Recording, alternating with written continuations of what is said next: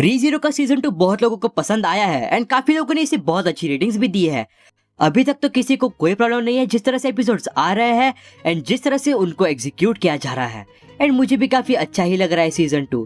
अभी तक 10 एपिसोड आ चुके हैं। वो अलग बात है कि मैं यहाँ भी एपिसोड 5 कवर कर रहा हूँ, लेकिन अब क्या करें, टाइम लगता है तो लगता है।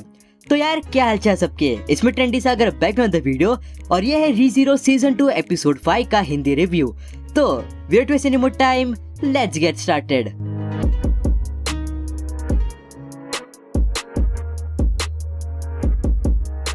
एपिसोड की शुरुआत में हम देखते हैं एकिदना और सुबारू क्लासरूम में होते हैं। सबसे पहले मुझे तुमसे कुछ कहना है, तुम उस यूनिफॉर्म में काफी अच्छी लग रही हो। एकिदना हंसकर कहती है शुक्रिया, तुमसे ये सुनकर मुझे पता चला कि तुम्हारी यादों से ये सब बनाना वक्त की बर्बादी नहीं थी। तो ये कौन सी जगह है? तुम ग्रेवयार्ड में आए थे इसलिए ट्रायल शुरू हो गया, बस यही बात है। तुमने मुझे कहते हुए नहीं सुना था, पहले अपने पास्ट का सामना करो। अब मुझे थोड़ा थोड़ा याद आ रहा है तुमने मेरे साथ क्या किया था। मैं तुम्हारे बारे में सब कुछ भूल गया था। तुम्हारी यादों के साथ छेड़खानी करना आसान था, बजाय मैं तुम पर भरोसा करती कि तुम एक सीक्रेट रखते। तो क्या मैंने ट्रायल पास किया? मैं उसका हर पल देख रही थी। मेरे ख्याल से तुमने काफी अच्छा रिजल्ट हासिल किया है। हर पल? रुको, तुम मुझे माफ करना। जब तुमने वो कहा मेरी आंखों से भी आंसू निकल आए थे। फिर पता चलता है कि ये दुनिया एकिदना ने बनाई है सुबारू की यादों को ध्यान में रखते हुए। सब कुछ, तुम्हारे पेरेंट्स भी, समझे? अब यहाँ एकिदना सुबारू को फिर से थोड़ा सा टेस्ट करती है। वो उसे अनश्योर करना चाहती है कि उसके पेरेंट्स रियलिटी में ऐसे रिएक्ट नहीं करते, बट सुबारू डटा रहता है और कहता है कि मुझे यकीन है वो लोग ऐसे ही रिएक्ट करते और मेरे पेरेंट्स काफी बड़े हैं मेरी फालतू सी यादों में फिट होने के लिए। मुझे उनसे जो भी कहना था मैंने कह दिया, तुम मुझे भटका नहीं सकती। अब सही मायनों में ट्रायल खत्म हुआ है। मैं सोच रही हूँ तुम अगले सवाल का कैसे जवाब दोगे। अगला सवाल? तुम्हारा क्या मतलब है? क्या एक से ज्यादा ट्रायल है? टोटल 3 ट्रायल्स है। सेंचुरी को फ्री करने के लिए तुम्हें तीनों को पास करना होगा। बाहर जाते ही तुम वापस ग्रेवयार्ड में पहुंच जाओगे। हे एकिदना, शुक्रिया। अगर वो असली नहीं भी थे, अगर मुझे ये बातें मेरे असली पेरेंट्स को कहने को नहीं भी मिली, तुम्हारी वजह से मैं वो कह पाया जो मैं कहना चाहता था। तो शुक्रिया। सुबारू क्लास से बाहर जाता है। ओह हाँ, मुझे लगता है तुम सच में चाहती हो कि मैं अगले ट्रायल में जाऊं, लेकिन मैं तुम्हारी इच्छा पूरी नहीं कर सकता। मतलब? ट्रायल को पास करके सेंचुरी को आजाद करने वाला मैं नहीं हूँ, कोई और तुम्हारी इच्छा पूरी करेगा। सुबारू खुद को ग्रेवयार्ड में पाता है। मैं कहा, ओह हाँ, मैं ट्रायल में था। वो अपने साइड में एमिलिया को पाता है। एमिलिया! वो काफी डरी हुई लगती है। एमिलिया, डटी रहो। Emilia, Emilia! सुबारू, हाँ मैं ट्रायल में थी। और एमिलिया के फेस पे एक बहुत डरा हुआ एक्सप्रेशन होता है। वो इतना डर जाती है कि वो चिल्लाने लगती है, मैं वो नहीं थी। इसके बाद भी वो काफी चीजें कहती है, लेकिन मैं वो कवर नहीं करूंगा, बल्कि मैं एक्सप्लेन करूंगा। देखो, एमिलिया का पास्ट हमें क्लियरली रिवील नहीं हुआ है। हमें नहीं पता कि उसके पास्ट में ऐसा क्या हुआ था जो वो झुटलाती हुई आई है। एंड यहाँ भी सेम चीज हुई है। एमिलिया से कुछ तो बहुत बड़ी गलती हुई है और ट्रायल हमें अपने पास से सामना करवाता है। और यहाँ एमिलिया उस चीज को मानना ही नहीं चाहती। हमें डेफिनेटली आगे जाके पता चलेगा कि वो गलती या फिर वो इंसिडेंट क्या था। वैसे एक चीज यहाँ एमिलिया की वॉइस एक्टर ने कमाल कर दिया था, एकदम नेचुरल परफॉर्मेंस था।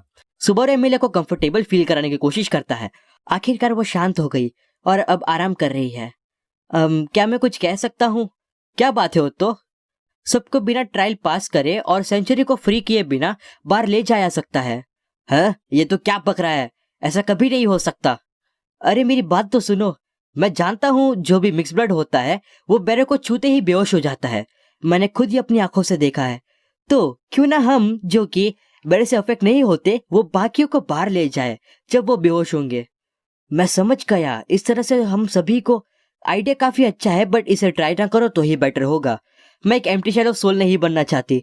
तुम तो वही लड़की। इसी बीच रैम सुबारू को मस्त गर्मा गर्म चाय का मजा दे देती है एंड एकदम चिपके से उसे कहती है, कोई भी बेफिजूल की बातें मत करना। मैंने सुना तुम बाहर से और लोगों के लिए आए नौजवान गार। मैं हूँ र्यूजू बिल्मा। ये ऑलमोस्ट 400 साल की है। इसके बारे में आगे के एपिसोड में और चीजें रिवील होंगी। देखो, एकदम शॉर्ट में इसका कहना है, एक बार कोई मिक्स ब्लड बैरियर को छूता है तो वो अनकॉन्शियस हो जाता है। अगर उस दौरान उसे बैरियर के पार ले जाया गया तो सिर्फ शरीर ही जाएगा, आत्मा यही रह जाएगी। इन अदर वर्ड्स वो बंदा मर जाएगा। तो ओत्तो का ये प्लान तो काम नहीं आएगा। नेक्स्ट सीन में हम देखते हैं एमिलिया उठ जाती है।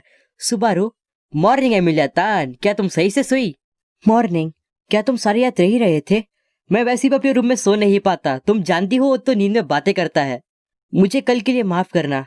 उसकी चिंता मत करो। इसी भी दोनों के बीच में एक काफी शॉर्ट मोमेंट क्रिएट होता है। फिर सीन शिफ्ट होता है राम की तरफ।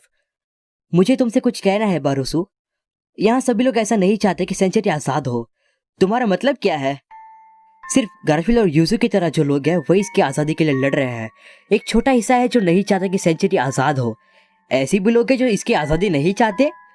वो सोचते हैं बाहर के लोगों के साथ जितना मिलना जुलना कम हो वही सही है। उनके सोच के मुताबिक अगर उसे तबाह किया गया तो सिर्फ परेशानियां आएंगी। गारफील्ड का तो समझ में आता है, पर वो लोग यूजू पर भी विश्वास नहीं करते और फेडरिका पर भी नहीं। वो फेडरिका थी जिसने एमिलिया को चमकता हुआ पत्थर दिया था। तो तुम्हारा कहना है फेडरिका ने सब शुरू किया है? अभी की परिस्थिति यही संकेत देती है कि फेडरिका के दिमाग में कोई तो प्लान है।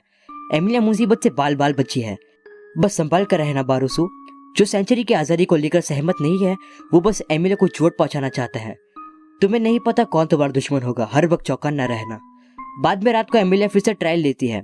सभी विलेजर्स वहां जमा होते हैं। ओए राम, यहाँ आकर बैठो। क्या तुम जरा भी मजेदार नहीं हो? तुम राम को पसंद करते हो क्या? फिर सुबारू गारफील्ड से फेडरिका के बारे में पूछता है। खैर ज्यादा इन्फॉर्मेशन तो नहीं मिलती, लेकिन इतना पता चलता है कि दोनों भाई बहन है, लेकिन उनकी उतनी बनती नहीं है। तुरंत बाद ग्रेवयार्ड की लाइट्स बंद होना शुरू हो जाती है और एमिलिया के रोने की आवाज आती है। Emilia, Emilia. सीन शिफ्ट होता है रोसवाल की तरफ। ये काफी बुरा हुआ, लेकिन मुझे अभी पता चला कि तुम ट्रायल लेने का अपना खो नहीं सकते। ये बात तो कुछ और ही है। तो तुमने मुझे एमिलिया के बिना क्या बात करने के लिए बुलाया है? बस एक कॉन्स्पिरेसी। मैं उतना दरिया दिल नहीं कि उसे इनवाइट करूं जिस पर भरोसा नहीं किया जा सकता। भरोसा नहीं किया जा सकता? क्या तुम एमिलिया की बात कर रहे हो? ये आखिर तुम ये। शांत रहो सुबारू। मैं वही चाहूंगा कि तुम एमिलिया को सपोर्ट और उसकी मदद करते रहो जैसे तुम करते आए हो। तुम्हें मुझसे कहने की जरूरत नहीं है, पर तुम क्या करोगे? वही जो तुम करोगे। मैं एमिलिया की हर तरह से मदद करूंगा और रॉयल सेशन जीतने में। असल में we are partners in crime. क्या तुम्हें सिर्फ पार्टनर्स नहीं कहना चाहिए? अब नाटक मत करो। सबको पता था कि विचकल्ट परेशानियां खड़ी करेगा। जब एमिलिया का पार्टिसिपेशन पब्लिक में अनाउंस हुआ था तब तुम कर क्या रहे थे? तुमने एमिलिया से विचकल्ट के बारे में बातें छुपाई। एमिलिया को कुछ नहीं पता था। अगर उसे पता होता सब कुछ काफी अलग होता। अगर ऐसा होता तो वैसा कुछ भी नहीं होता। तुम्हें वहां होना चाहिए था। अगर तुम वहां होते तो ऐसा कुछ भी नहीं होता। अगर तुम सभी की हिफाजत करते, पर मेरी गैर मौजूदगी में तुमने मेरा काम कर दिया। सुबारू रोसवाल पर हाथ उठाने ही वाला होता है कि राम बीच में आ जाती है। शांत रहो बारूसु। सुबारू काफी कुछ कहता है, लेकिन राम तब भी रोसवाल की ही साइड लेती है। पर तब भी सुबारू रैम की बात करता है। कुछ टाइम के लिए राम बिल्कुल शांत हो जाती है। मैं नहीं जानती तुम किसके बारे में बात कर रहे हो, पर इस अजनबी के नाम से मुझे कोई फर्क नहीं पड़ता। मैंने एमिलिया से बातें क्यों छिपाई? मैं मेंशन में क्यों नहीं था जब विचकल्ट हमला करने की तैयारी कर रहा था? इन सभी सवालों का एक जवाब है। मैं विचकल्ट का सामना खुद नहीं करना चाहता था, इसलिए मैंने खुद ये सारी चीजें होने दी। वैसे भी अगर मैंने खुद ये सारे प्रॉब्लम सॉल्व कर दी होती तो ना ही एमिलिया और ना ही तुम्हें क्रेडिट मिलता। क्या तुम्हें पता भी है तुम क्या कह रहे हो? क्या तुम्हें पता है कितने लोग मारे गए क्योंकि तुम वहां नहीं थे? मुझे उन सबकी मौत का दुख है। या फिर तुम चाहते हो कि मैं माफी मांगू? नहीं नहीं नहीं, ये बात नहीं है। अगर मैं अभी भी निकम्मा होता जो कुछ नहीं कर सकता तो तुमने क्या किया होता? अगर विलेजर से एमिलिया को बचाए नहीं जा पाता तो मुझे विश्वास था तुम पर। मैंने यकीन किया कि तुम एमिलिया के लिए कुछ भी करोगे। तुम मेरे बारे में कुछ नहीं जानते। जब हम आखिरी बार मिले थे तो मैं एकदम निकम्मा था। फिर रोसवाल कॉन्वर्सेशन एंड कर देता है ये कहते हुए कि जो हो रहा है उसे होने दो, ये एमिलिया के लिए ही सही होगा। सीन शिफ्ट होता है। आई एम सॉरी, मैं फिर नाकामयाब रही। खुद को ज्यादा परेशान मत करो। तुम्हारे ट्रायल में जाने का हक छीना नहीं गया है, तो अब सब तुम्हारी खुद की फीलिंग्स पर डिपेंड करता है। मेरी खुद की फीलिंग्स? मैं जानता हूँ तुम्हें काफी तकलीफ हुई है, पर सेंचुरी को फ्री करने का कोई पॉइंट ही नहीं है अगर तुम ये काम ना करो। तुम फिर से कोशिश कर सकती हो। अब सीन शिफ्ट होता है। सुबह सारे विलेजर्स को वापस ले जाने की तैयारी होती है। देन राम कहती है उसके पास रोसवाल का सीक्रेट मैसेज है। अगर तुम्हें फेडरिका से अकेले भिड़ने का डर है तो बीट्रिस के पास जाओ और उसे ये कहना रोसवाल ने सवाल पूछने को कहा है। जब बीट्रिस ये शब्द सुनेगी तब सब बदल जाएगा। अब यहाँ रास्ते में गारफील्ड और सुबारू की कन्वर्सेशन होती है। वो कहता है तुमने भी ट्रायल लिया था है ना? छुपाने की जरूरत नहीं है। और ये जानकर क्या करोगे? ये आसान है, तुम एमिलिया की जगह ट्रायल ले सकते हो। मैंने एमिलिया को ट्रायल से जाते हुए देखा। मैंने देखा वो कैसे टूट गई और हर बार वो बस डरी हुई आई है। मैं ये सब और नहीं देख सकता। मुझे यकीन है एमिलिया ट्रायल पूरा कर सकती है। गारफील्ड कहता है तुम्हें जो उम्मीद लगानी है लगाओ, लेकिन क्या वो सच में अपने पास्ट को ओवरकम करना चाहती भी है? फिर फेडरिका की तरह गारफील्ड भी सुबारू को वो पत्थर देता है। अब सबको छोड़ने के बाद सुबारू मेंशन पहुंचता है। लेकिन मेंशन में कोई ना होने के कारण वो डर जाता है। उसे रैम की काफी चिंता होने लगती है। उसके रूम की तरफ भागता हुआ जाता है वो, तभी वो गिर जाता है और देखता है कि वो खून में लथपथ है। ये काम किसी और का नहीं, एल्सा का है। यस, एल्सा वापस आ चुकी है। टाइटल आता है a step forward and episode यही खत्म हो जाता है। मुझे एपिसोड अच्छा लगा, खास करके एंडिंग। रॉसल के लिए ऑडियंस के दिमाग में एक कंफ्यूजन क्रिएट हो चुकी है कि वो दुश्मन है या दोस्त। ओवरऑल एपिसोड काफी अच्छा था। तुम कमेंट करके बताओ तुम्हें कैसा लगा। एंड वीडियो को लाइक कर दो, चैनल को सब्सक्राइब कर दो, हो सके तो शेयर भी कर दो। बाय द वे, अब मैंने ट्विटर अकाउंट भी बना लिया है, तो जो लोग ट्विटर यूज करते हैं मुझे फॉलो कर सकते हैं। लिंक्स डिस्क्रिप्शन में है। और मुझे डिस्कॉर्ड का पॉडकास्ट भी करना है, मैं उसके बारे में भूला नहीं हूँ। बस कुछ चीज़ें एडजस्ट करनी है, उसके बाद में सब कुछ सही हो जाएगा। खैर, तो आज के लिए बस इतना ही। मिलता है नेक्स्ट वीडियो में। Till then, peace. 君の虜になってしまえばきっとこの夏は